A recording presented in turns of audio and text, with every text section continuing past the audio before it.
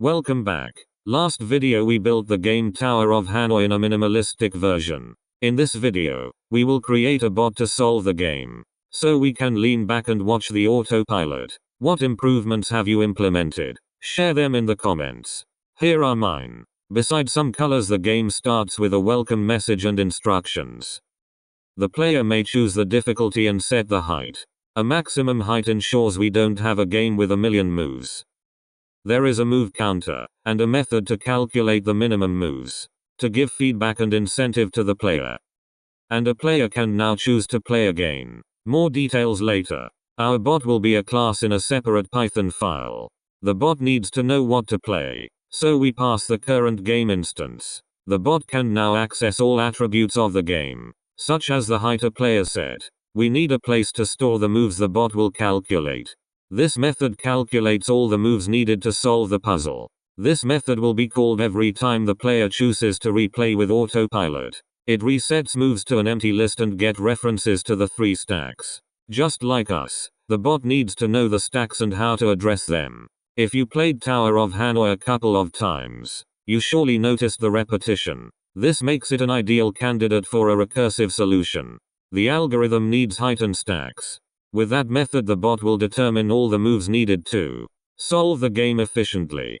Then we convert the list into an iterator, so the bot can process moves step by step. This is the recursive function. It takes 4 arguments. N is the number of disks to move. Source is the stack we take a disk from.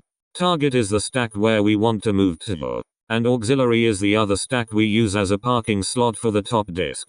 The repetition you noticed is the well-known Tower of Hanoi solution strategy. The feared curse with recursive functions is they may run infinitely. So let's define the base case that stops the recursion. If there's only one disk at the source, we move it directly to the target stack, and append the move to the moves list.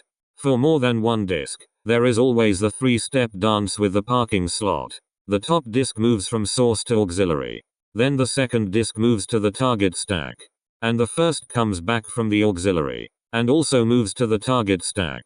With a tower of 2 disks, each of the inner calls result in a base case, where the move gets added to the list. With higher towers, a new recursion would be called, like playing the game within the game.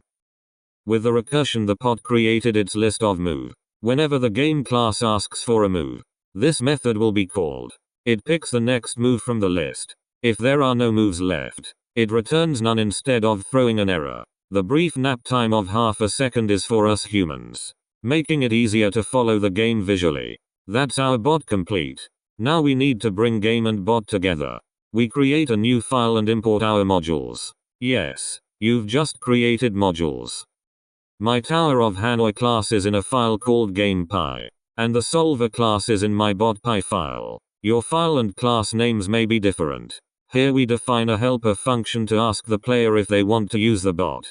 We can also let the player choose to play again with a similar function. Then we write a new main block. The one we wrote with the game class will not be executed, we only import the class. This if statement checks if a file is executed directly. If so, behind the scenes, its name becomes done domain. We create an instance of the game with a default height and display it. This gives the player an immediate visual of the initial tower. We also print instructions. We create 2 while loops. The first is to play the game repeatedly. Being able to play again means we need to reset the game. This is the implemented reset method. We ask the player to set a height, create the stacks, and reset the move counter to 0. Another minor improvement. This is how to get and set the height. You've seen this kind of question answer and check routine before. For example, in video 1 with getMove. Next we offer to watch the autopilot. If the player agrees, we let the bot calculate all necessary moves. Then we enter the inner loop. It's repeated with every move. Each time, we clear the console and display the current state of the game. This keeps the UI clean and easy to follow. If the bot is active, it provides the next move.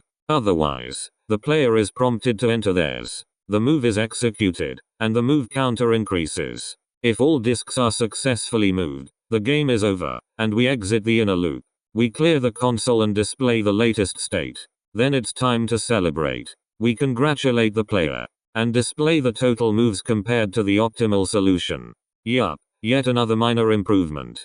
The repetitive nature of the Tower of Hanoi not only makes it ideal for automation, but also allows for the precise calculation of the minimum number of moves required.